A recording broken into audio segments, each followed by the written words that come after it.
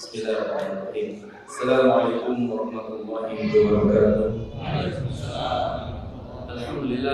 Alhamdulillahilladzi hadana li hadza wa ma kunna linahtadiya lawla an hadana Allah. Asyhadu an la ilaha illallah wa asyhadu anna Muhammadar Rasulullah. Allahumma shalli wa sallim ala nabiyyina Muhammadin wa ala alihi wa sahbihi ajma'in.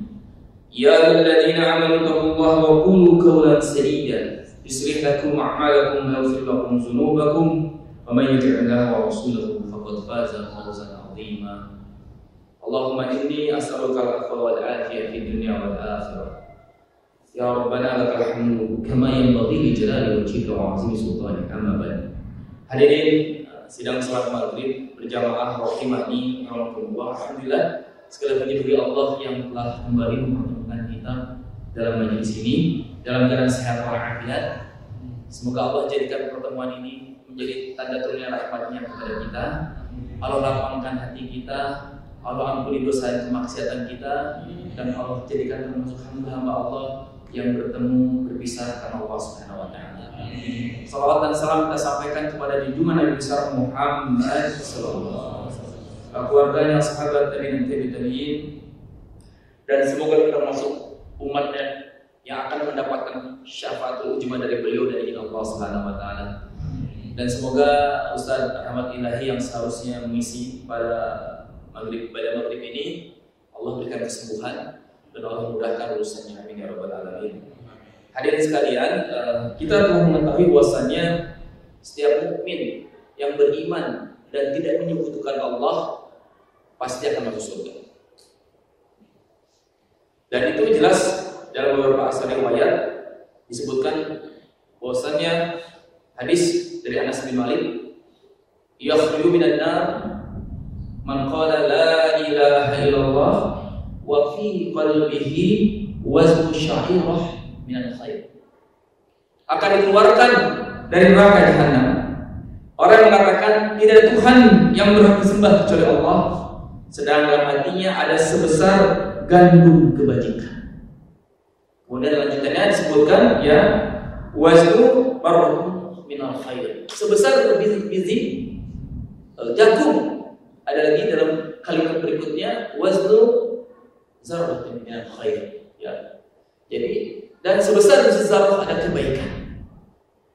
Dan yang menjadi permasalahan kita adalah dengan keyakinan itu, bahwasanya setiap muslim yang bertauhid dan tidak menyekutukan Allah dalam hal ini syirik akbar, maka dia akan masuk surga. Yang jadi pertanyaan adalah kita akan masuk surga melalui jalur yang mana? Karena setiap kita pasti akan menghadapi, setelah dibangkitkan, dikumpulkan di padang mahsyar, maka bersiap-siap menghadapi yaumul hisab, yang mana dijelaskan oleh para ulama bahwasanya ada 3 kelompok manusia umat beriman yang akan masuk ke dalam surga dengan berbagai macam jalur dan tahapannya. Nanti insya Allah kita akan berharap semoga kita masuk kepada nomor yang 1 atau minimal nomor 2, tapi jangan sampai masuk ke kelompok nomor 3. Golongan manakah itu dan tahapannya seperti apa? Yang pertama disebutkan di sini adalah orang yang masuk surga tanpa hisab dan tanpa azab. Jadi ada orang mukmin yang masuk surga tanpa hisab, tanpa azab. Ini berdasarkan hadis ketika Rasulullah SAW diperlihatkan setiap umat pada hari kiamat nanti, dan ternyata ada rombongan umat yang banyak sekali, dan disampaikan itu adalah umat Muhammad SAW. Kemudian Jibril mengatakan, hadhihi ummah, ini adalah umat Muhammad, ma'ahum sab'un alfan yadkhuluna al-jannah, yang masuk ke dalam surga bighairi hisab wa bighairi azab. Dari banyaknya umat Muhammad pada hari kiamat nanti ada 70.000 orang yang masuk surga tanpa hisab, tanpa azab. Berapa Pak jumlahnya Pak? 70.000 orang. Ya, sabun. Umat Islam sekarang berapa miliar? Berapa? 1,3 miliar. Pak Aris bisa jawab statistik, ya. Ya. Sekian miliar, 1,2-1,3 miliar. Itu baru abad 20 ini, tahun 1970-an ke atas. Dulu berapa tahun lalu? Berapa? Kemudian yang syahid perang Badar berapa? Yang syahid perang melawan Tartar berapa? Yang dalam perang Afghanistan saja 1 juta orang korban. Dalam perang Palestina ratusan ribu kaum muslimin syahid. Ya kan? Ini gimana nih? Peluangnya ini masuk surga tanpa hisab ini. Masya Allah. Tapi dijelaskan dalam hadis riwayat lainnya, disebutkan saya catat di sini. Hadis At-Tirmidzi, konteksnya hadis Bukhari Muslim, disebutkan Robku menjanjikan kepadaku untuk memasukkan umatku ke surga sebanyak 70.000 orang tanpa hisab, tanpa azab. Kemudian hadis At-Tirmidzi disebutkan, dan setiap 1.000 orang dari 70.000 orang itu akan membawa 70.000 orang lagi. Ini berapa Pak? Ayo matematik Pak. Jadi di riwayat lain masuk surga tanpa hisab 70.000 orang. Ya. Ada Pak Muhandis nggak? Pak Muhandis nih, insinyur Pak Muflis ada Pak? Hadir? Dari berapa? Dari 70.000 itu setiap 1.000 membawa 70.000 lagi. Berarti berapa totalnya? 4.900.000. Kemudian disebutkan lagi dan ditambah lagi dengan 3 tungkupan. Kemudian dari riwayat berbeda ini maka Syekh Abdullah bin Baz berpendapat bahwasanya maka orang-orang yang masuk surga tanpa hisab dan tanpa azab itu tidak ada yang ngerti jumlah yang pastinya kecuali Allah Subhanahu wa taala. Yang jelas ini jumlah yang paling sedikit di antara 2 jumlah yang lain. Ya. Tapi ini menunjukkan walaupun di hadis secara terlain disebutkan 70.000 orang, seperti banyak langit 7 lapis langit, angka 7 ini dalam pemahaman orang Arab terdahulu angka 7 itu menunjukkan angka banyak. Maka Syekh Abdullah bin Baz mengatakan hanya Allah yang tahu berapa jumlahnya orang masuk surga tanpa hisab, tanpa azab. Cuma sudah tahu 1 orang selain Nabi Muhammad yang masuk surga tanpa hisab, tanpa azab. Siapa? Siapa namanya? Ada yang tahu kan? Siapa nama sahabat 1 orang dalam hadis ini sebenarnya? Dalam hadis ini Salman? Iya, salah Pak, belum benar, nggak apa-apa. Terima kasih sudah menjawab. Masya Allah. Sama Al Faris. Yang lain berhadiah pulsa 50.000 bagi bisa menjawab. Serius nih Pak. Buat pulsa buat dakwah ini Insya Allah ya. Siapa nama? Tapi nggak boleh Google ya Pak. Ini masih rukun hadis tersebut, masih rukun hadis yang 70.000 masuk surga tanpa azab. Siapa itu? Ternyata ada salah seorang yang mengacung itu Ukasah bin Muhsan, sahabat Ukasah. Ya Rasulullah, semoga aku termasuk di antaranya. Maka engkau termasuk di dalamnya. Kemudian sebenarnya berkata, ya Rasul saya juga. Engkau sudah tidak udah Ukasah. Nah, itu satu yang bocorannya udah ada Ukasah bin Muhsan, sahabat Nabi. Itu masih ada hadis tersebut. Baik. Ya. Nanti kita lihat sininya apa. Karena yang masuk surga tanpa hisab, tanpa azab itu mempunyai beberapa ciri khas. Nanti kita sampaikan. Tapi kita bahas dulu secara general. Itu yang pertama. Yang kedua adalah masuk surga. Dia tetap dihisab, tetapi dihisabnya hisab yasir, dengan hisab yang mudah, yang ringan. Ya. Fa'amman man utiya kitabahu biyamini fasawfa yuhasabu hisaban yasira. Adapun orang-orang yang diberikan kitabnya di sebelah kanannya, maka dia akan diperiksa, dihisab dengan pemeriksaan yang mudah, dan dia akan kembali kepada kaumnya yang sama-sama beriman dengan gembira. Al-Insyirah ayat 7 sampai 9. Maka disebutkan sini ketika Nabi ditanyakan, ketika Aisyah bertanya, ya Rasulullah, bagaimana yang maksud dengan hisab yang mudah itu? Ya, disebutkan bahwasanya ketika Aisyah berkata, ya Rasulullah, bukan Allah berfirman ya bahwasanya akan diberikan sebelah kanan hisab yasira? Maka dia menjawab, yang dimaksud hisab yang mudah dari kal-ard itu adalah aum. Apa itu aum itu? Aum, pemaparan. Jadi sifatnya hanya dipaparkan, ya.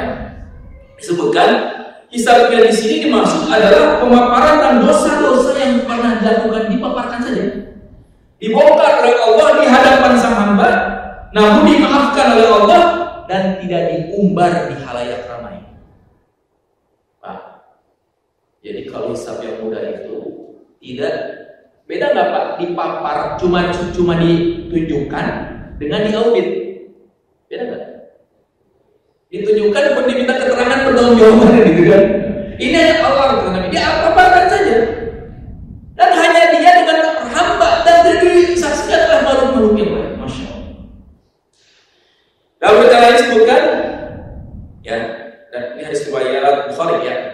Sungguhnya Allah ketika mendekatkan seorang mukmin, ketika melaksanakan hisab, maka Allah meletakkan tutupan. Ya, seperti saya dulu ya, yang digunakan untuk dirinya dan telurnya. Lalu Allah berkata, ya, fayaqul ata'rifu dzamba hadza? Ata'rifu dzamba hadza? Apakah engkau tidak tahu dosa ini? Paparkan. Jadi hanya Allah dan hamba saja ditutup. Semua makhluk Allah tidak melihat. Spesial hanya dan hamba, itu ciri orang hisab dengan mudah. Dipaparkan dosanya. Apakah dosa? Yang dilihat jadi dosa. Maka kemudian fayaqul, orang tersebut dia terus mengatakan, na'am ya Rabbi, benar ini dosa. Mengakui ini dosa, dipaparkan Allah. Kemudian hatta idza qarrarahu, ya, bidzambihi, hatta ketika dia menerima atau mengakui dosa-dosanya tersebut, wa ra'a fi nafsihi, ya, dan dia melihat bahwasanya di dalam jiwanya annahu halak, dia akan celaka.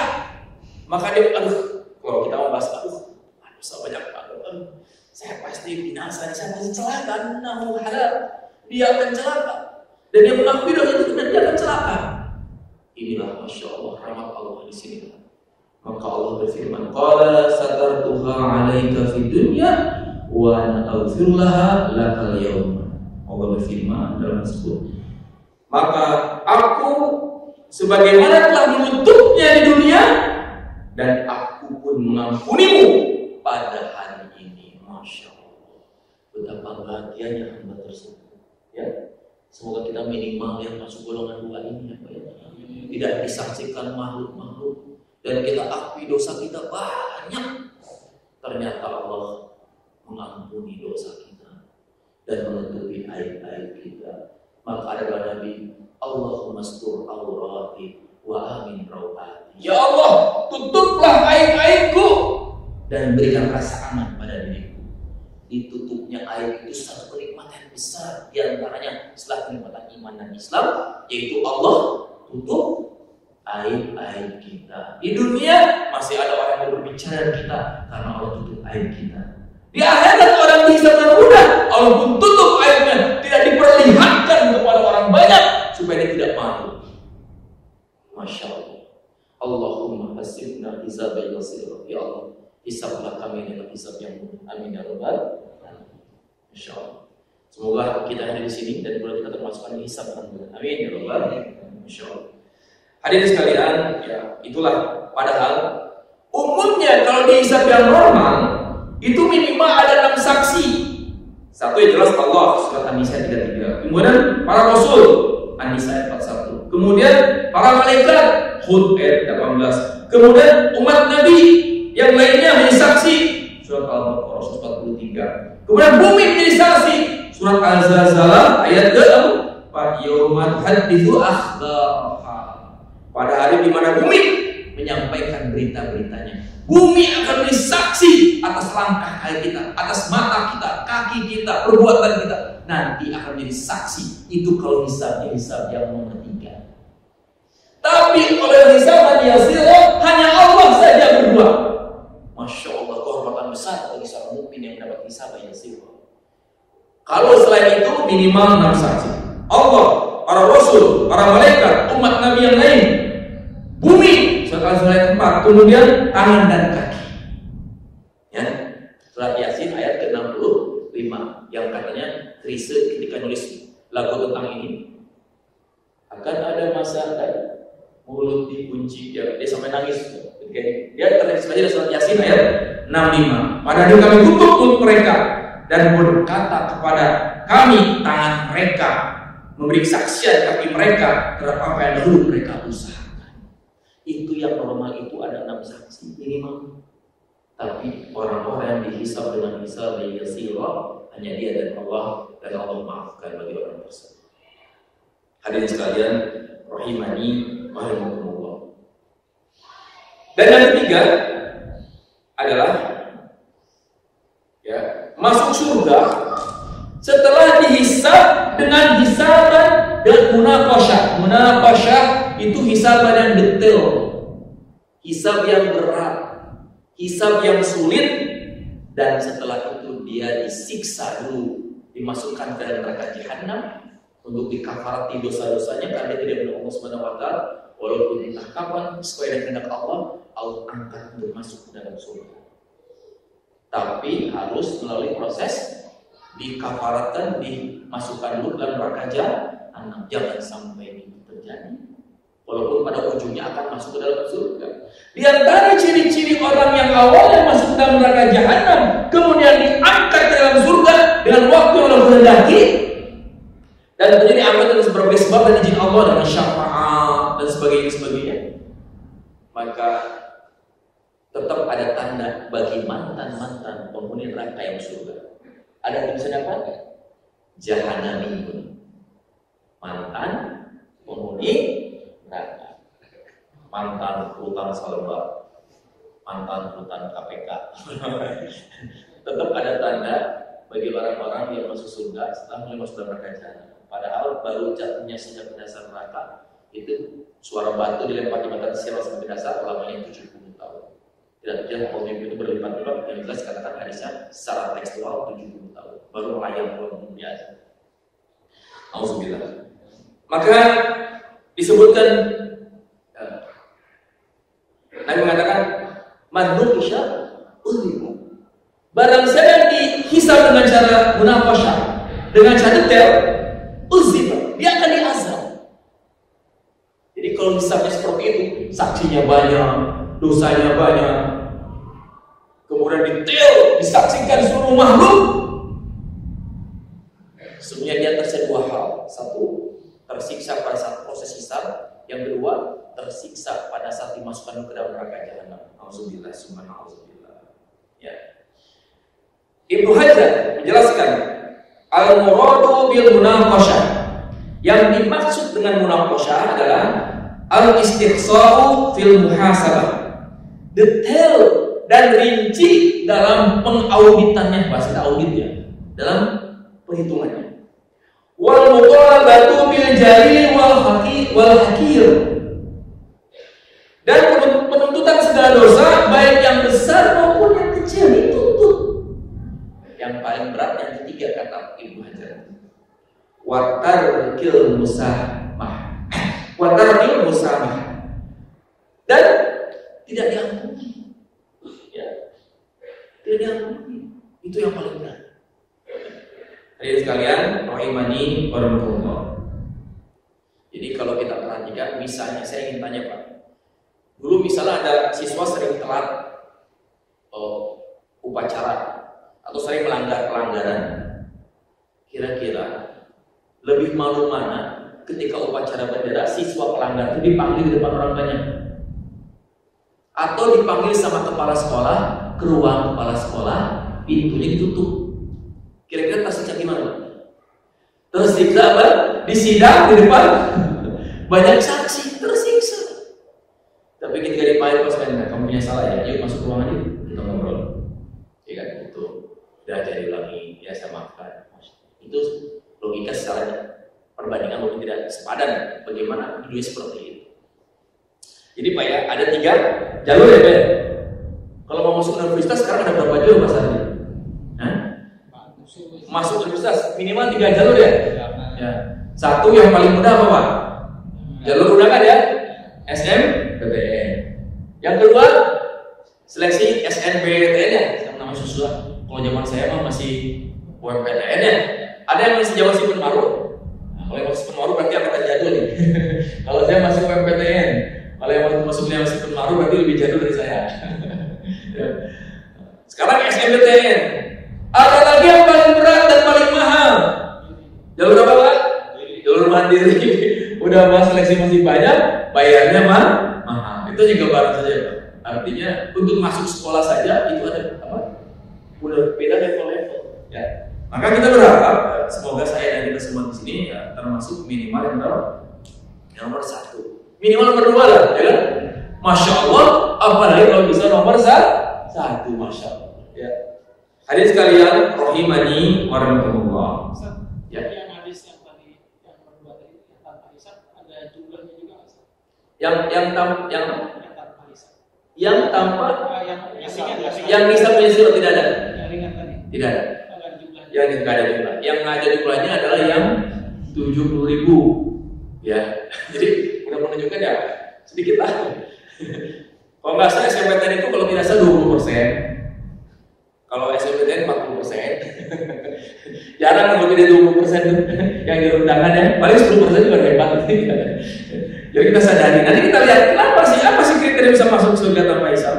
Ya, insya Allah. Tapi kalau ini nggak ada keterangannya. Yang apa? Dan hisab yang sirut. Tapi ada sininya. Nanti kita lihat. Ya. Kemudian pertanyaannya, kalau orang kafir dihisab tidak?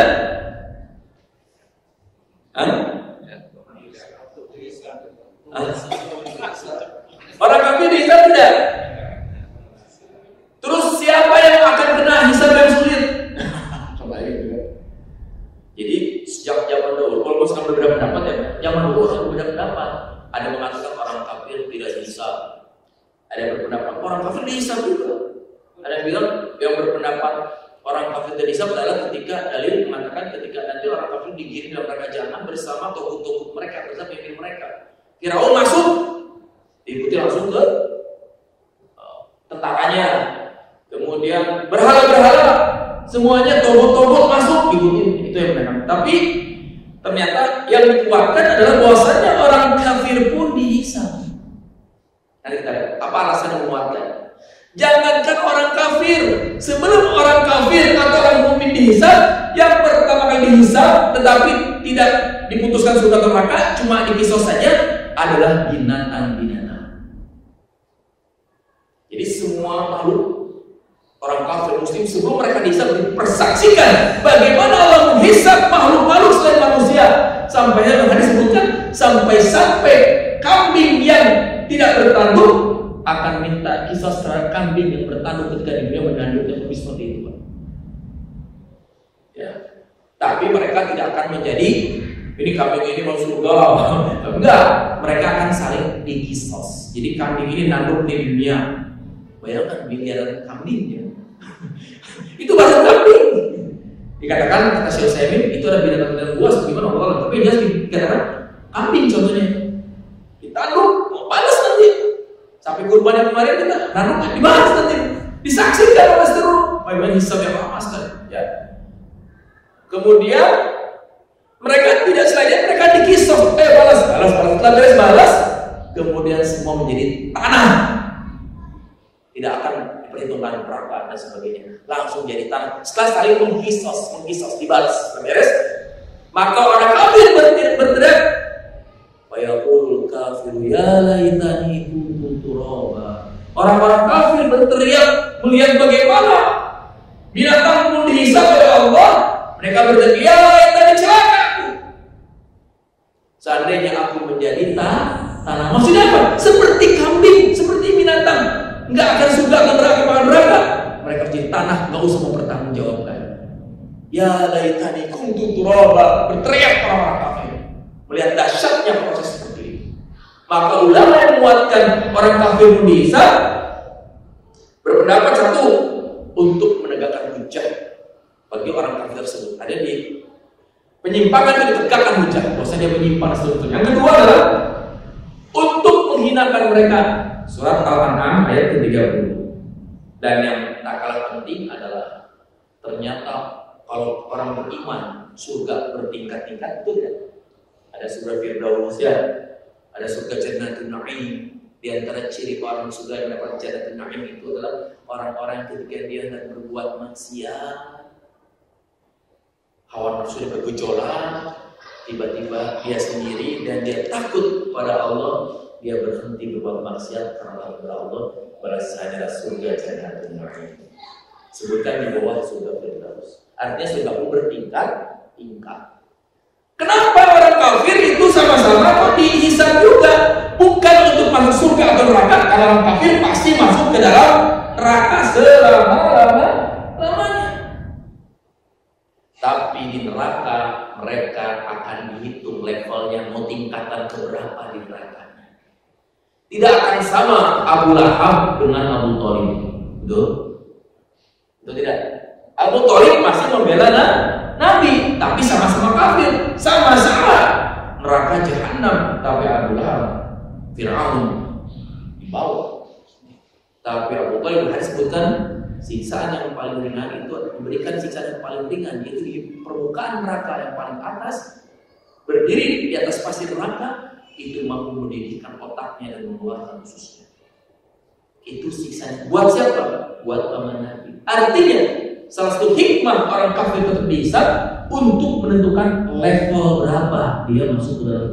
Contoh lah, ada aktivis perempuan Amerika yang namanya Carrie, saya lupa lagi depannya, yang jelas bukan Maria Carey, ya. Namanya Carrie apa gitu. Aktivis HAM perempuan yang membela rakyat Palestina dari penggusuran rumah-rumah oleh Israel. Si Carrie ini menjaga, kalau ada Israel yang dulu, dia jagain daripada dia kafir. Sampai akhirnya dia Israel ini ketika dia menahan dari bulldozer Israel mau melakukan rumah Palestina, dilindes sama bulldozer. Dia orang kafir tapi membela hak-hak. Statusnya kafir ya, jelas itu orang kafir, tempatnya udah jelas. Tapi bisa jadi dengan pembelaan seperti itu bisa jadi omongan, ya tingkatan berbeda dengan orang. Tapi yang jelas hikmah orang kafir tak hisab adalah untuk menentukan posisi di mana ya tempat mereka di dalam neraka. Ya. Jadi yang dihisab dengan cara 3 itu ada 2. Siapa Pak? Orang kafir yang cara sulit ya. Yang kedua adalah orang-orang mukmin yang berdosa. Ya, yang ada motor kita lihat apa motor. Kalau masalah motor atau kriteria yang masuk golongan 3 itu ada materi sendiri Pak, satu materi sendiri ya, karena itu ada 3 ciri yang akan terkena masuk surga dengan dihisab dengan munaqasyah dengan berat ini. Ada 3 ciri kelompoknya, tapi nggak mungkin saya sampaikan dengan ini. Itu hanya satu ciri tersendiri untuk menentukan ciri tersebut. Tapi mungkin lain kali kita akan bahas tentang masalah ciri yang nomor 3 itu. Tapi lebih baik kita akan kita lihat dulu ciri yang nomor 1 dulu ya Pak. Ini ciri yang membahagiakan. Baik, kita lanjutkan. Kemudian sebenarnya sih apa sih pertanyaan hisab? Sebenarnya pertanyaan kubur sama pertanyaan hisab itu sudah ada bocorannya, benar nggak Pak? Benar nggak Pak? Pertanyaan kubur sama pertanyaan hisab sudah ada bocorannya, betul nggak Pak? Wong MPTN aja, puas aja ada kisi-kisi, ya, kisi-kisi soalnya. Kita udah tahu kok pertanyaan kubur. Ditanya tentang Rob, tentang Nabi Muhammad, tentang agama. Walaupun orang munafik yang mengatakan, orang-orang mengatakan orang lain, tapi saya tidak bisa jawab orang munafik. Walaupun banyak sederhana, walaupun bocorannya sudah ada. Nah, pertanyaan hisab tidak akan pernah terlepas dari 2 hal. Pertanyaan hisab 2 hal. Yang pertama adalah tentang nikmat. Catat ya. Pertanyaan hisab tentang nikmat. Yang kedua tentang perbuatan. Maksudnya apa? Jadi akan ditanyakan ya. Kedua kaki hamba tidak beranjak pada hari kiamat, melainkan ditanya tentang 4 hal. Ya, yang pertama adalah tentang umur, ya, tentang umur. Ya, bagaimana ia habiskan, kemudian bagaimana ilmu ia amalkan, bagaimana harta kita dia dapatkan dan dia belanjakan, dan bagaimana jasadnya, bagaimana dia lakukan, bagaimana dia lakukan. Semua itu adalah pasti ditanyakan tentang nikmat. Dari mulai masalah umur, ya, ada tambahan tentang masa muda sebenarnya. Terkait umur, yang kedua ada nikmat ilmu, nikmat harta, dan juga nikmat jasad atau kesehatan kita. Itu akan ditanyakan. Tidak akan bergeser, semua ditanyakan. Dan yang kedua, pertanyaan tentang masalah perbuatan. Bagaimana perbuatan kita, amal saleh kita, bagaimana dosa kita, itu akan muncul. Itulah pertanyaannya. Buktinya apa? Buktinya, Bapak masih ingat 3 orang yang pertama kali dihisab siapa? Siapa 3 orang yang pertama kali dihisab? Ada yang tahu kan? Yang pertama, dalam hadisnya panjang. Yang pertama adalah orang yang mati syahid. Yang kedua adalah orang yang ulama atau ahli ilmu yang belajar mengajarkan ilmu dan pandai membaca Al-Quran. Dan yang ketiga adalah orang kaya yang dermawan. Kalau Bapak lihat hadisnya panjang, di sana dialog Allah ketika menghisab mereka dan hisab yang keras, yang sulit. Ternyata dalam hadis tersebut pertanyaan pertama Allah kepada yang mati syahid, kepada yang punya ilmu, dan kepada yang hartawan tersebut, pertanyaan pertama adalah bagaimana tentang nikmat yang Allah berikan kepada dia. Yang mati saya jawab, saya ini dia pun berjuang di dalam Allah. Yang ilmu saya belajar dan mengajarkan ilmu, dan saya mau mengajarkan Al-Quran. Yang saya dan mohon seterusnya.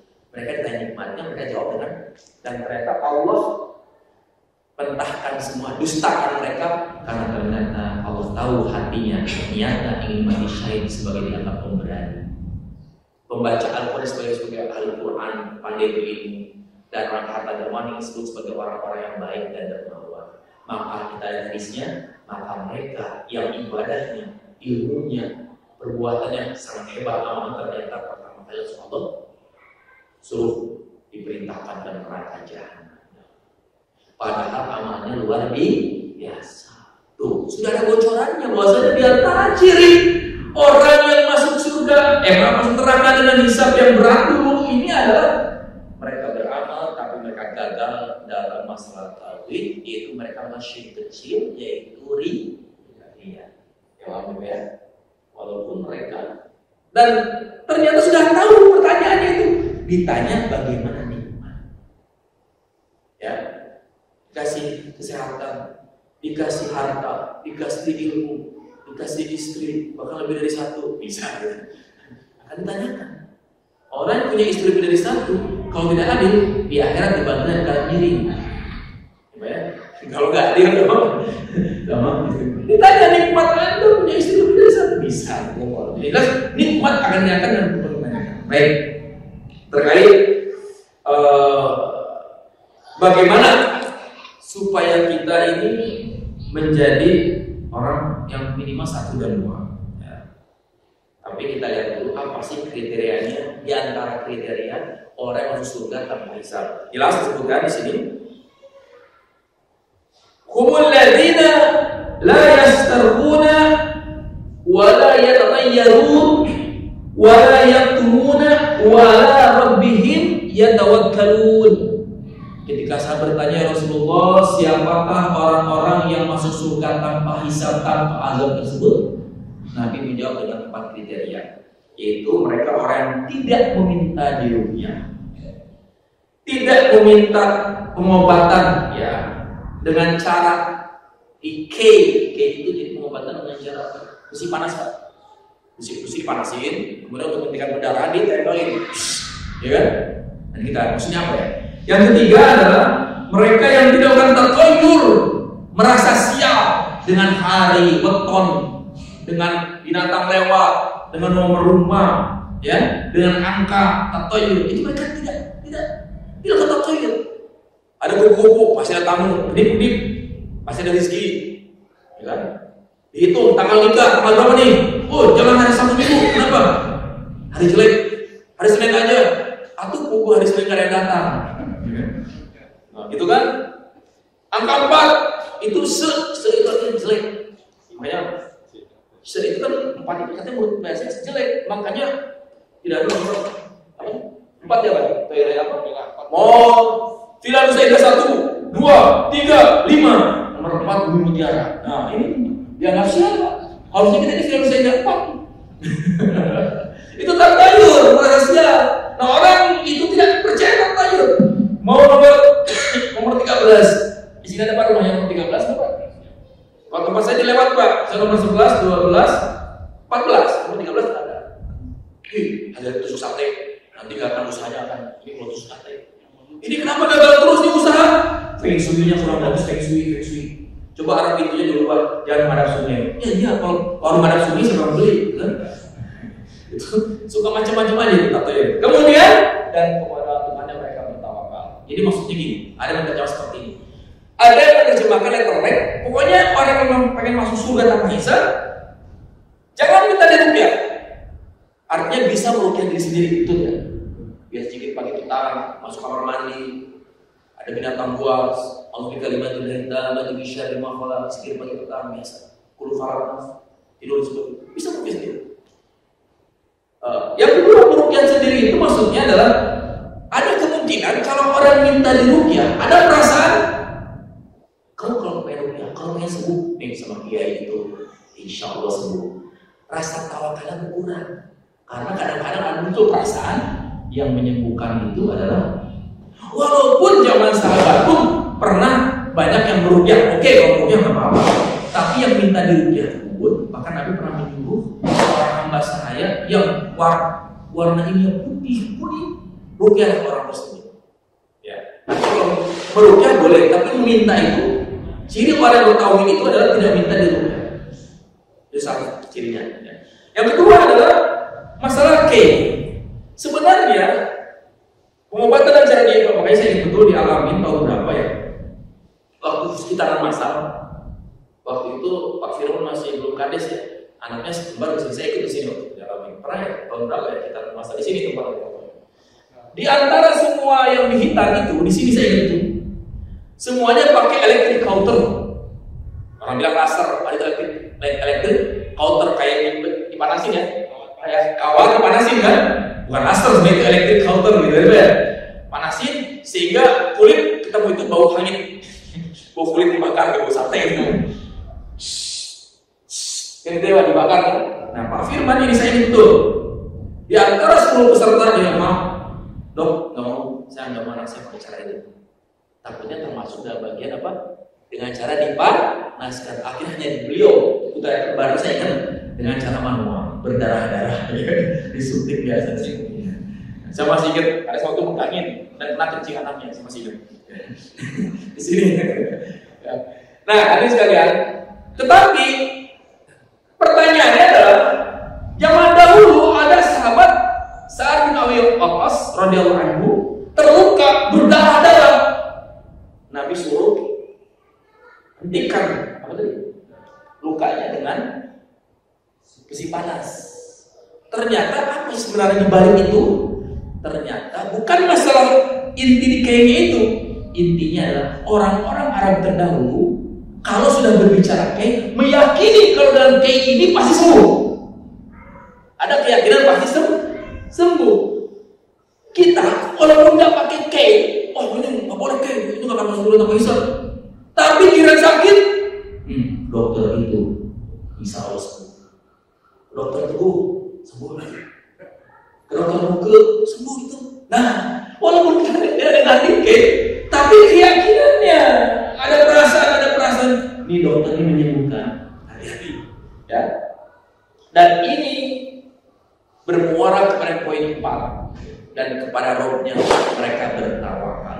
Artinya orang-orang yang masuk surga tanpa hisab adalah orang-orang tauhidnya bersih, murni dan tawakalnya mantap. Itu bahasanya. Semakin tauhid kita kuat, semakin kita tawakal kita kuat kepada Allah, maka peluang kita untuk masuk surga tanpa hisab semakin besar. Ada keluar dari bank ribawi, aduh gimana? Ada yang tidak keluar, kenapa? Saya belum sanggup keluar dari bank ribawi, kenapa? Gimana masih bayar cicilan, rumah belum lunas dan sebagainya. Ya kan? Nanti rezeki anak saya gimana? Kan itu. Ada juga yang udah kepala cabang dan sebagainya, keluar jualan bakso, jualan apa. Betul memang belum sampai tahap tuh, masih jauh lah dari ekonomi. Nah, itulah bentuk contoh saja sedikit contoh masalah ketawakalan. Jadi semakin mentahkikkan tauhid kita, semakin bersih tauhid kita, semakin besar peluang kita untuk masuk surga tanpa hisab. Tetapi ketika muncul pengotor-pengotor, ya mulai ada ria, mulai rasa tawakalnya berkurang, mulai ada dosa dan maksiat. Maka pengotor-pengotor itulah yang bisa membuat peluang kita masuk neraka mungkin jatuh ke nomor 2. Semakin banyak pengotornya, nauzubillah, bisa jatuh ke nomor 3. Jadi yang dipahami para ulama tentang ciri yang 4 tadi kan, mereka tidak meminta diruqyah, mereka tidak mengobatan serakeh, mereka tidak tertayur, merasa sial, mereka bertawakal Allah. Betul, kalau bisa kita ruqyah, bisa ruqyah di seterusnya. Tetapi intinya adalah mereka orang-orang sangat murni tawakalnya kepada Allah Subhanahu wa taala, tauhidnya sangat. Hadirin sekalian rahimani warahmatullah, maka sudah jelas ya bahwasannya ini adalah merupakan penjelasan yang dari para ulama ini berdasarkan dalil yang meyakinkan insyaallah. Maka semakin kita ada pengotor yang mengotori tauhid kita, ketawakalan kita, maka itu akan menjadi sebab grade-nya akan menjadi turun, bisa turun berkuat. Dan semakin banyak yang politisnya, maka akan menjadi 3. Dan kalau kita bikin surabi, kalau surabi Bandung Pak, itu bikin itu harus tepung, itu harus sampai halus. Semakin halus, semakin enak. Gimana bisa halus? Biasa dipukul, diperes, disaring. Jadi semakin pengotornya hilang, susu murni berarti pengotornya sedikit, bahkan dihilangkan. Nah, kalau kita ingin usulkan Faisal, maka kita harus mentahqiqkan tauhid kita dengan sebenar-benar tauhid. Maka ada satu bab dalam penyampaian para ulama, ya, man haqqaqa at-tauhida dakhala al-jannah bil ghairi hisab wa azab. Barang siapa yang memurnikan haqqaqa tauhid, barang memurnikan tauhidnya, ya, maka dia akan menyebabkan dia masuk surga tanpa hisab, tanpa azab. Hadirin sekalian rahimani wa rahimakumullah, maka itulah yang coba Bapak silakan buka surat Fatir, Pak, silakan surat Fatir. Ya. Ayat ke-32 dan 33. Silakan Bapak dibuka ya surat Fatir. Ya. Surat Fatir ayat 32 dan 33. Kemudian kitab itu kami wariskan kepada orang yang kami pilih di antara hamba-hamba kami. Lalu di antara mereka ada yang menganiaya diri mereka sendiri, dan di antara mereka ada yang pertengahan, dan di antara mereka ada yang selingkuh dan berlomba-lomba mendahului lebih dahulu berbuat kebajikan dari Allah. Yang demikian itu adalah karunia Allah yang besar bagi mereka surga adil, mereka masuk ke dalamnya mereka diberi perhiasan dan gelar-gelar dari emas dan dengan mutiara, dan pakaian mereka di dalamnya adalah sutra. Ya. Jadi Alkitab ini Al-Quran diwariskan kepada hamba-hamba kami. Jadi kategori hamba kami itu ada 3. Sesuai dengan kategori tadi ya Pak ya. Yang pertama adalah yang menganiaya diri mereka sendiri. Yang menganiaya diri mereka sendiri. Yang pertengahan. Yang ketiga adalah yang bersegera dalam kebajikan. Disebutkan para ulama yang menganiaya diri sendiri adalah kejelekannya lebih besar dari kebaikan. Nah itu bisa menjadi peluang yang nomor 3 ya Pak ya. Lebih banyak apa? Dia bertauhid tapi zina, dia tauhid tapi riba, dia tauhid tapi dia riba, dia tauhid dia menzalimi orang lain, dia bertauhid tapi dia membunuh dan sebagainya. Ketika yang menzalimi itu sudah bisa berpotensi masuk dalam golongan yang 3, yaitu hisab dan hisaban yang sulit. Dan kedua, yang disebut dalam surat Fatir ini adalah yang pertengahan, seimbang antara kebaikan dan keburukannya. Dan kita lihat dari hadis tadi, ternyata dipaparkan dosanya dia diakui, dan ternyata Allah hisab dia dan hisaban yasir. Dan orang-orang bersegera dalam kebaikan, maksudnya kebaikannya jauh lebih banyak daripada keburukannya, maka itulah yang disebutkan tingkatan yang paling baik, yang disebutkan golongan yang paling baik, yaitu bersegera dalam kebaikan. Jadi artinya kebaikan lebih banyak daripada kesalahannya. Semoga kita termasuk orang-orang yang kebaikannya lebih banyak ya daripada kejelekannya, dan kita bisa memulihkan tauhid kita dan dijauhkan dari pemotor-pemotor tauhid. Ini azan berapa menit lagi Pak? 2 menit lagi ya, insyaallah. Nanti insyaallah kalau ada waktu, kalau ada kesempatan, ya insyaallah kita akan membahas pemotor tauhid atau yang menyebabkan seorang bisa terperosok kepada poin yang nomor 3 ini. Ya. Mungkin untuk sementara ini saja yang bisa kami sampaikan pada kesempatan ini. Dan senantiasa kalau saya menyampaikan ini, saya sering membayangkan diri kita ketika nanti dihisab nanti, apakah hanya kita dengan Allah, apakah kita akan disaksikan oleh makhluk-makhluk yang lainnya. Betapa menderitanya ketika kita harus dihisab dengan hisab 6, masya berat ya, disaksikan semua makhluk, saksinya bisa jadi 6 minimal tadi ya Pak. Tapi kalau cuma berdua dengan Allah, masya Allah ya, betapa bahagianya orang tersebut, masya Allah, dihisab dengan Allah berdua saja, hanya dipaparkan dan langsung diampuni, dan dia tidak akan diazab di neraka jahanam. Allahumma hasibna hisaban yasira, Allahumma hasibna hisaban yasira, Allahumma hasibna. Bapak sekalian, mungkin saja yang saya sampaikan pada kesempatan ini. Mohon maaf bila kata kalimat yang kurang berkenan. Astagfirullahaladzim. Assalamualaikum warahmatullahi wabarakatuh. Semoga di azan. Mari kita akhiri dengan doa kafaratul majlis. Subhanallah wa bihamdika, asyhadu an la ilaha illa anta, astaghfiruka wa atubu ilaik. Salam